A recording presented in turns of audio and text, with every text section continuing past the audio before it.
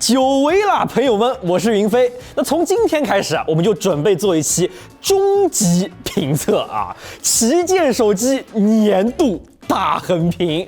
我会把目前上市的使用骁龙8 Elite、天玑94和苹果 A18 系列的主流旗舰机型，全部自己掏钱买回来。不管是标准杯还是 Pro 杯，一台一台的去测试他们的这个量产机的数据，并且我们还引入了更严苛的测试标准啊。那我的想法是这样的，就是说实话呢，现在的厂商首发送测的机器，他们这个成绩我们自己都不是很相信啊。其中有很多机器都是被厂家动过手脚的啊。那不管是特调调度还是特调芯片体质啊，厂商们为了在媒体眼里有一个好的表现，可谓是使出浑身解数了啊。但是在零售机开卖之前，我们根本就不知道一台机器是不是真的有媒体特调的情况。那对我们来说就很矛盾了。作为头部媒体嘛，你肯定是离不开首发的呀，对吧？毕竟你首发的流量这么大，有首发的机会肯定是要去争取的。要是等到跟消费者一样的时间再去买机器，再测试，等你真的测试完再把视频做完，那可能就真的没多少人关心这个产品了。更不要说其中还有不少是上手体验。那既然测出来的数据都是特调过的，消费者又何必来看评测呢？对吧？就没有意义了呀。所以我觉得啊，到头来我们还是得做一次完全中立的横评啊，自购零售机来测一下，给消费者提供一个更有意义的参考啊。与此同时呢，我们也会引入众多的这个反作弊的手段，来确保零售机横评的数据不受厂家的影响，可以真实的反映消费者实际使用的体验。那整个横评，我们准备从性能、续航、影像、通信等多个维度来展开。那目前我们率先测完的呢，就是游戏表现这一块啊。说实话，我其实不是很想把游戏作为一个手机的重中之重来讲，日用、续航、通信这些其实要更重要一些。但是呢，其他这些部分有的就非常难定标准，对吧？比如说5G 的信号，我们一直在研究要怎么测才能更加的科学、更加的严谨啊。还有一些像是续航呢，因为引入了新的反作弊的策略，导致我们的进度有一点拖延。但是反正后面所有这些呢，我们全部都会测的，大家可以期待一下啊。今天我们就先来聊一聊游戏性能。游戏性能可以说是媒体机作弊的重灾区了。我觉得你们应该也挺好奇的，这个特调的媒体机和用户手里的零售机，对吧？他们的游戏表现到底能差多少呢？所以在正式进入评测之前，我先来满足一下你们的好奇心啊。比如机型 A 啊，在这个崩坏星穹铁道里呢，它的媒体机是可以跑到59帧，几乎满帧运行的，功耗只有6瓦。但是它的零售机啊，就会明显出现掉帧。调度明显更怂，而功耗甚至还更高啦。那机型 B 的媒体机和零售机，它们的崩铁性能倒是都可以跑到接近满帧。从调度策略来看，零售机甚至调教上是更怂的，大核频率变低了。与此同时，功耗却反而更高了。这意味着零售机的芯片体质是不如媒体机的。这里我们总结了测过的各种媒体机和对应的零售机做一个对比看看啊，当然也有差距相对小的，但你也能看出来啊，这安卓阵营的绝大多数送测厂商，他们媒体机的性能或者能效都是明显优于零售机的。看来媒体机特调的情况并不是个例啊，这是行业里一个很大的问题。我今天把这个话题拿到台面上讲呢，也是希望各大厂商以后送测媒体机的时候能够有点逼数啊，这个自己先掂量掂量，对吧？以后的送测和上手体验呢，我们反正还是来者不拒的。但是之后对比零售机下不下得了台，这个就由各位自己决定了啊。尽管我这里没直接写机型，但反正想知道谁是谁的同学呢，你对照后面的评测，肯定也就知道了吧，是吧？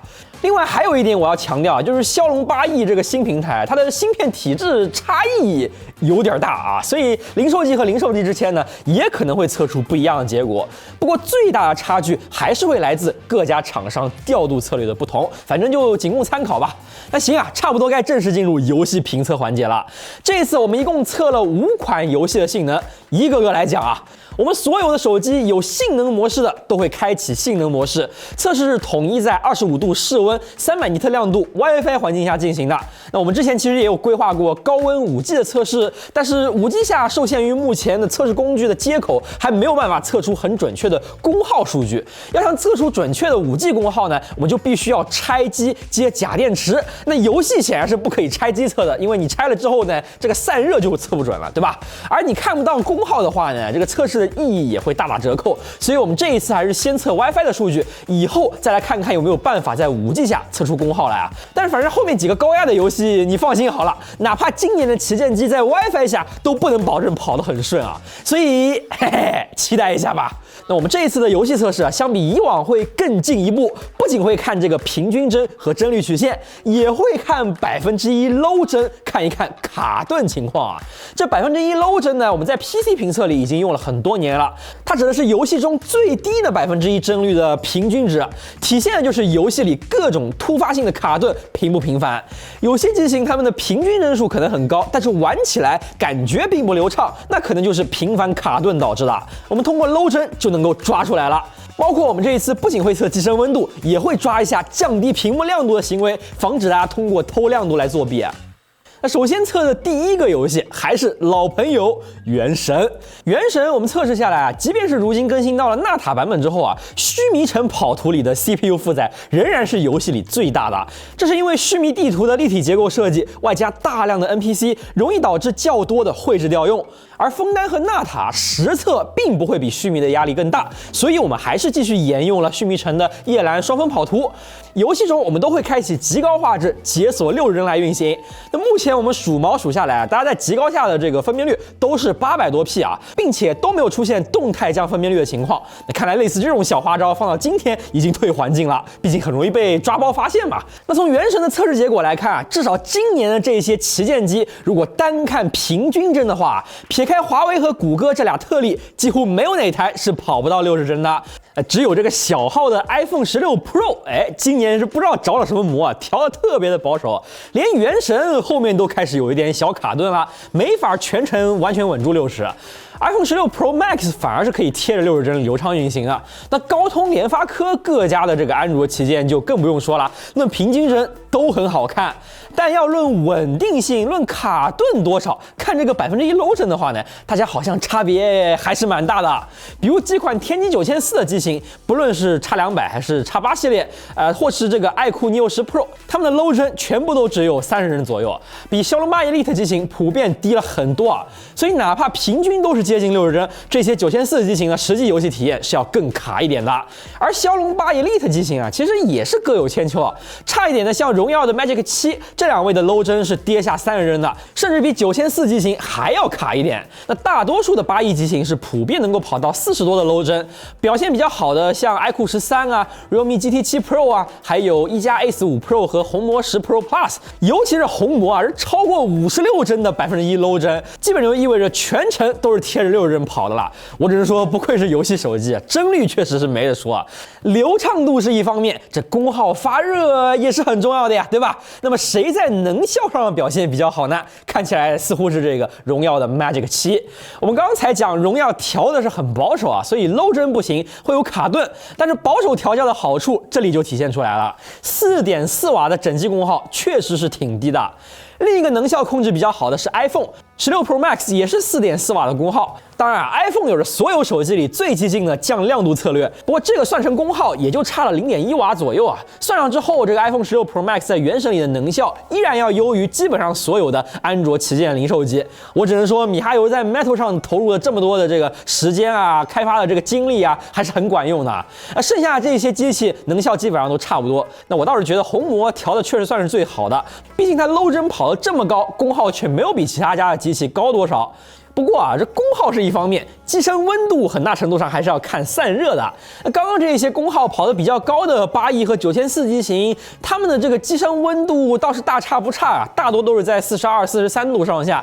表现最好的是红米 K80 Pro， 最高接近41度；表现最差的是 iPhone 16 Pro， 最高都接近46度了，远远高于其他机型啊。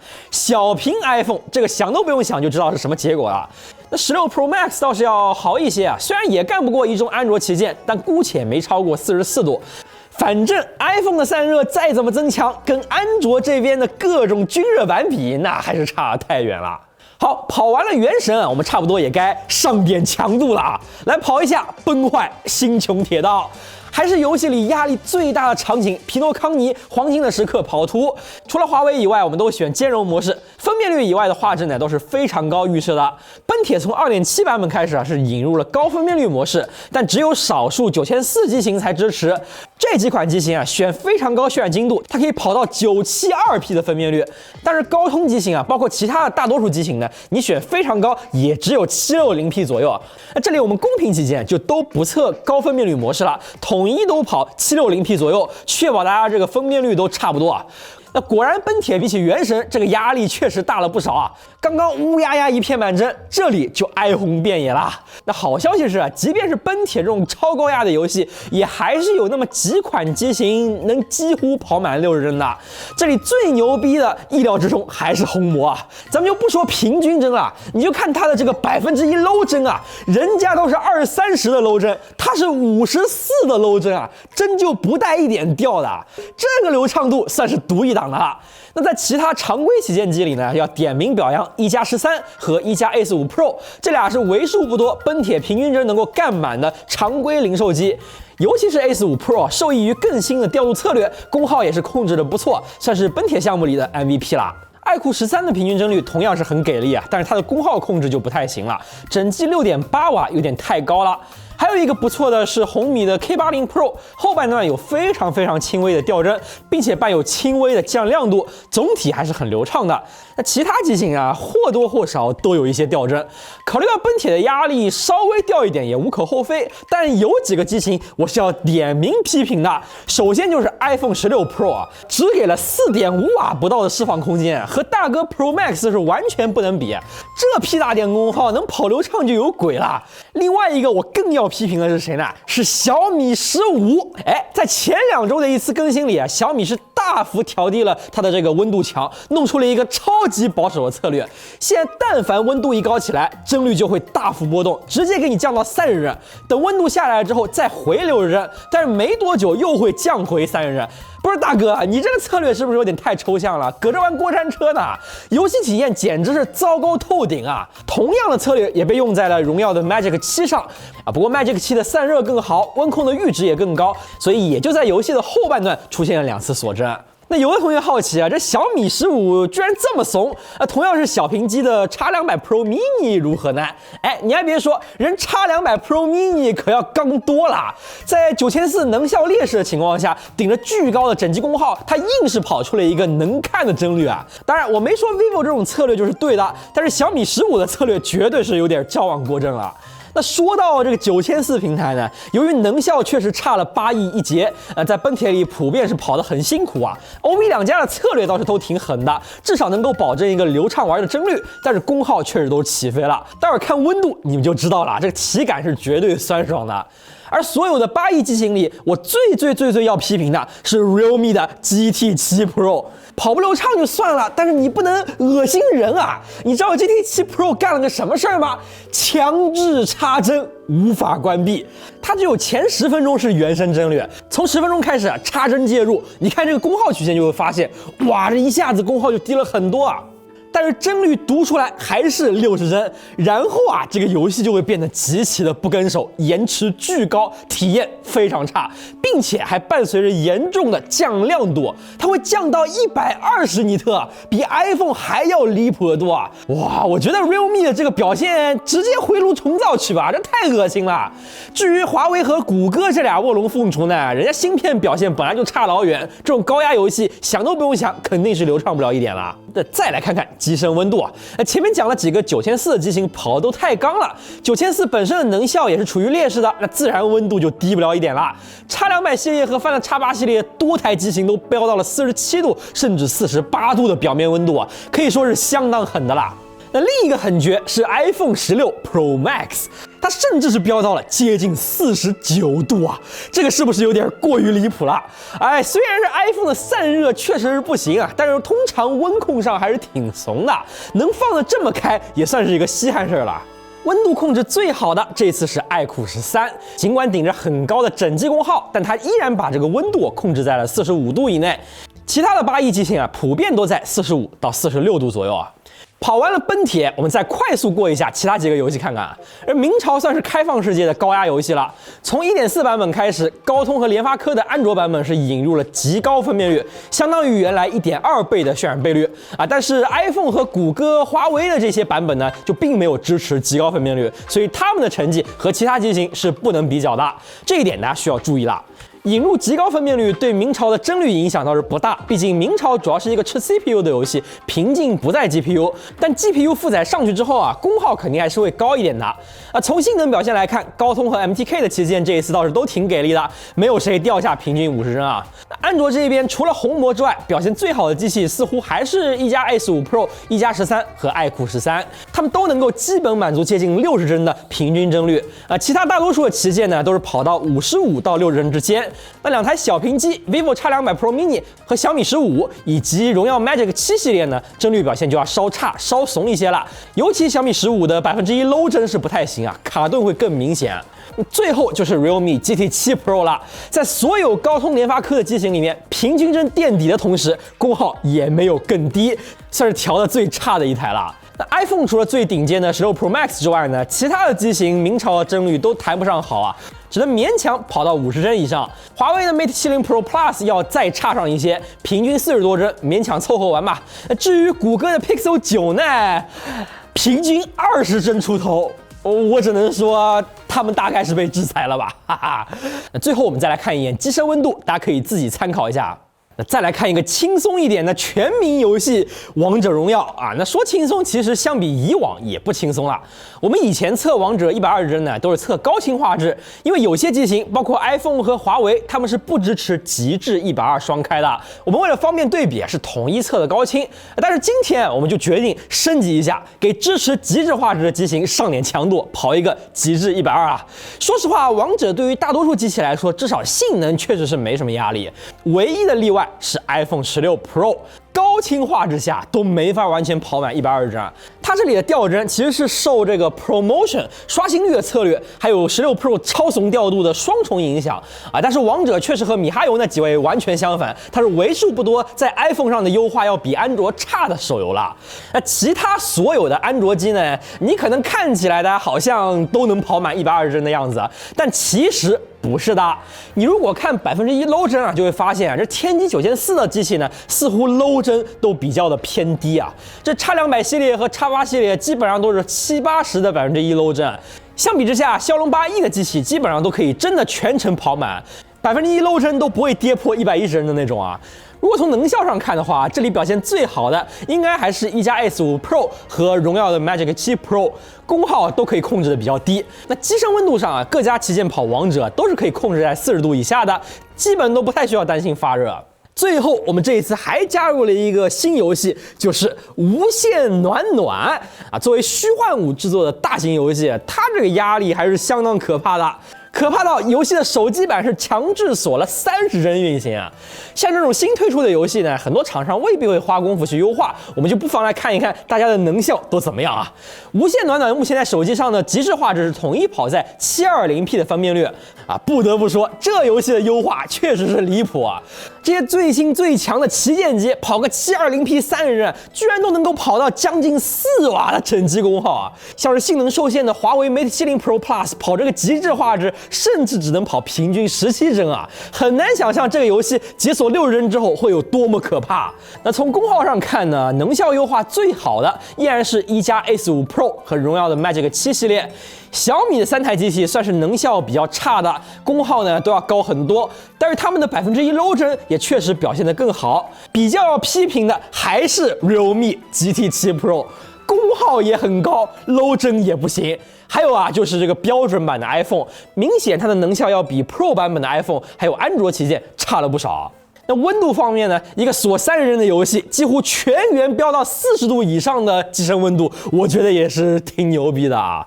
好了，这次零售机的游戏性能部分啊，我们真的是很详细的给大家测了一遍啊。我觉得大家应该已经非常清楚各家旗舰机的这个真实性能如何了，是吧？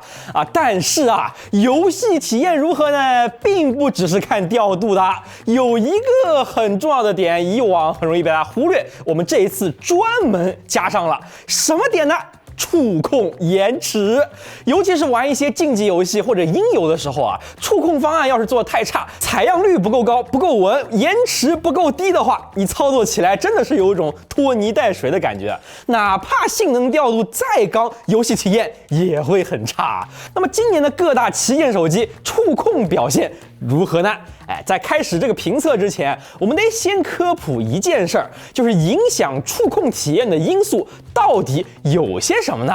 我们来看一看，从你的手指点上屏幕到屏幕刷新显示，总共经历了哪些步骤？这大致是可以分为6步。首先，你的手指接触屏幕的时候，触控电容的值会发生变化，被触控 IC 检测到，那它会告诉系统有这么一个，比如说点击行为吧。那么系统层就要告诉应用层，你看这个人他点这里了。点这儿意味着什么？你应该很明白吧？那我就先帮你把 CPU、GPU 叫醒你看着办吧。那应用层听完之后想了想是时候刷新 UI 了呀，是时候应该放过渡动画了呀，对吧？好，那这个时候就该调用 CPU、GPU 开始绘图了，计算动画或者 UI， 把屏幕上该显示的这一帧给渲染出来，扔进帧缓冲区里。等待垂直同步完成之后，这张画面就会传给屏幕，最终显示出来这6个步骤都需要一定的时间来执行，所以任何一个步骤没做好都会带来延迟，影响到你滑动屏幕的这个跟不跟手，对吧？我这里拿一个典型场景来举例，给大家一个概念吧，就是大概每个步骤会引入多少延迟，以及这些延迟都是什么造成的。你可以看到，第一步的影响其实就挺大的了。触控 IC 如果太烂，或者触控的采样率太低，就会导致延迟的高低不稳定。而中间的系统层、应用层，对于同为安卓系统的机器来说，其实差别不是很大。可能有些玩音游的同学喜欢用 iPad Pro， 觉得它的延迟比较低，那低的主要就是这一部分的延迟，可能是他玩的这个音游在 iPad 版本的优化做的比较好那最后如果显示链路没做好，也会造成额外的延迟。所有的这些延迟加起来就是全链路延迟了。我们待会儿也会来测一测看看但是首先我们要来先看一下各家的触控采样率。你也知道我们极客湾做事情呢，就不是那种只图一个结果的，我们要刨根问底，知道为什么这个触控采样率的猫腻算是比较多的，就先从这里看起好了。那现在手机的电容屏触控在感应方式上呢，一般都是自容和互容结合在一起用的。自容就是单独检测每一个电容自己的变化，而互容就是要看电容与电容之间的变化。自容的功耗低，处理简单，但是只能检测单点触控；而互容呢，它是可以支持多点触控的，精准度更高，抗干扰能力更强，但是处理难度也更大，功耗会更高。那么手机厂商现在都是怎么做的呢？他们都是先依靠自容来检测，有没有手指在触控，有的话呢，再切换到互容模式，这样就可以既保证功能，又保证比较低的功耗。所以还是有点复杂的，它不是一个简单的值就能概括的。测试手法上，我们也需要2种方法结合起来看。在 ADB 软件读取采样率的同时，还要使用我们的示波器来测试屏幕真实的触控扫描频率。因为在算法上，以前会有一些厂家为了宣传吧，将这个自容和互容的频率叠加显示到 ADB 读的数据上或者呢就是对这个扫描频率进行差值。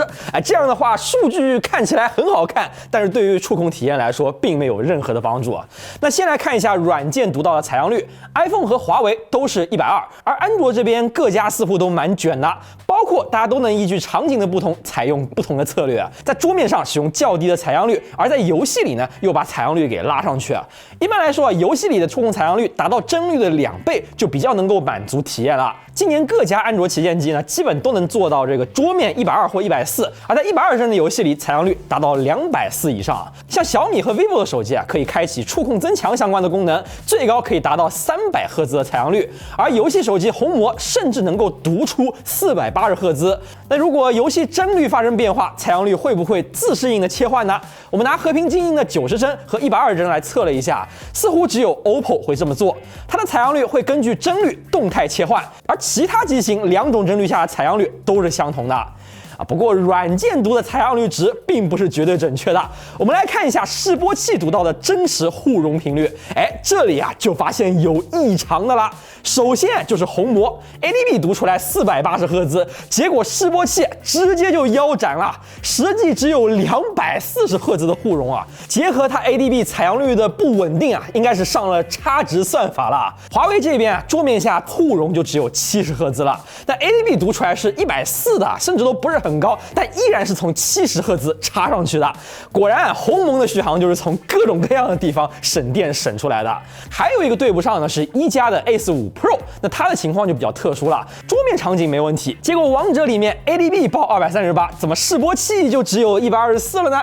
为了验证啊，我们又加测了一下和平精英，这个和平精英居然又没问题了，实际又可以测出238赫兹，感觉就比较像是一个调教上的 bug 吧。反正大家记住一点啊，就实际采样率越高，触控链路的延迟就相对的稳定，不会出现高低很大的这种波动啊。那测完了采样率，我们再来测一下游戏里完整的链路延迟好了。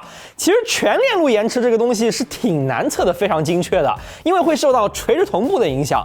比如你点下去那一下的时机不对，等渲染完正好错过了垂直同步的周期，那就要等一段时间才能上屏了。那要是运气好一点，送险的下一班车正好就开到你跟前，你直接就能上去，那延迟不就低一些了吗？等于你每一次测的这个延迟呢，都会不太一样。那为了中和垂直同步的影响啊，我们每台手机都连续测8次，取平均值。这里我们使用对延迟要求比较高的和平精英来测试。从铜棒点击屏幕到枪口出现火焰啊，通过960帧的高速相机拍摄，逐帧计算出这个延迟是多少啊？那一开始我们光看了120帧模式的游戏，就发现好像大家的延迟都挺漂亮的呀，就一个 iPhone 的延迟是比较高的。那我一开始觉得会不会是 iPhone 的 promotion 过于保守了？于是啊，我们就加测了 iPad Pro， 发现 iPad 在吃鸡里的延迟也是一样的高啊。那看来至少吃鸡这个游戏 iOS 在触控延迟方面确实是不如安卓的。那其他所有的机器比较好的像小米、vivo 都能够控制在40多毫秒的延迟，差一点的像欧加、realme 还有荣耀啊，也能控制在50毫秒出头啊。那这么看来，延迟对于安卓旗舰来说根本就没问题喽。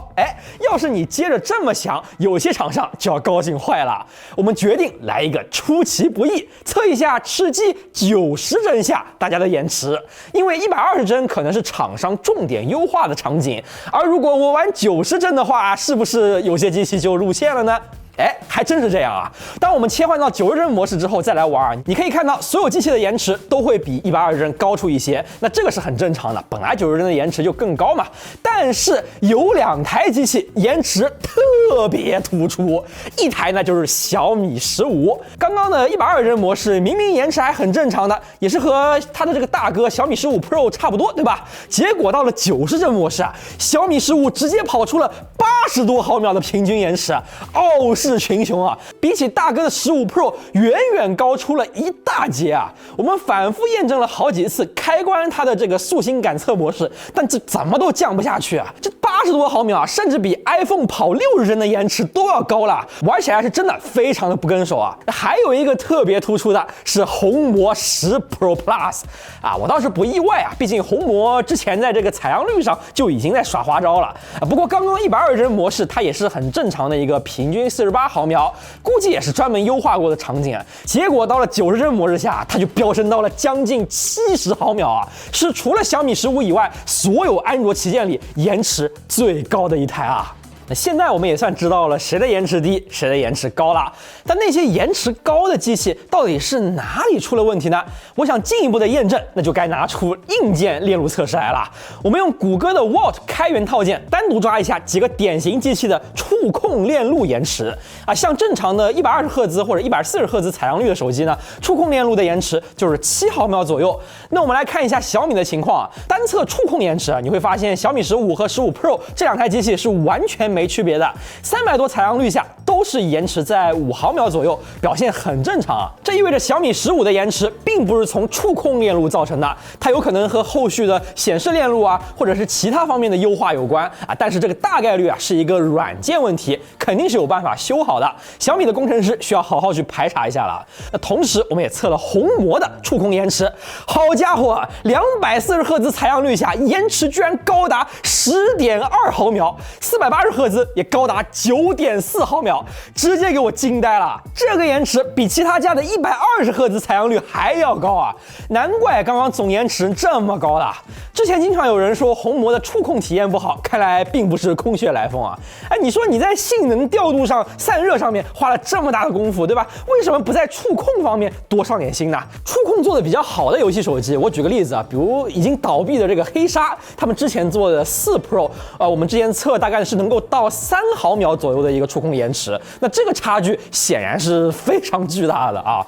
红魔真的得好好反思一下，要怎么去改善触控体验了。好啦，今天这一波游戏性能评测下来，是不是还挺开眼界的呢？有些媒体首发送测里面表现还不错的机器，在零售机上，在这个杜绝作弊的更详细的测试标准下，哎，你看就原形毕露了。而像触控延迟这种平时不太会去测的东西，我们这一次专门拿出来啊，才发现并不是哪一家都能做好的。我觉得吧，各大厂商能把对付媒体用的那点歪脑筋匀一点出来，把零售机的调教体验都做好，也不至于这一闭卷考就挂了吧，对吧？这个还只是不那么要紧的游戏性能而已呢。我们后续还会持续去跟踪这些零售机的更多维度，不管是续航、流畅度、影像还是信号，而且这个评测标准都是不会提前公布的，所以大家还是乖乖继续参加我们的闭卷考试吧啊！那像这样脱离各种利益相关、完全独立的超级大横屏，我们做起来真的是费时又费力啊！如果大家觉得看完有收获的，还想继续看这种评测的话，就一定要多点赞、转发支持我们，也别忘了关注我们极宽的频道，你们的支持是我们更新的动力。那么我们就下次再见啦，拜拜。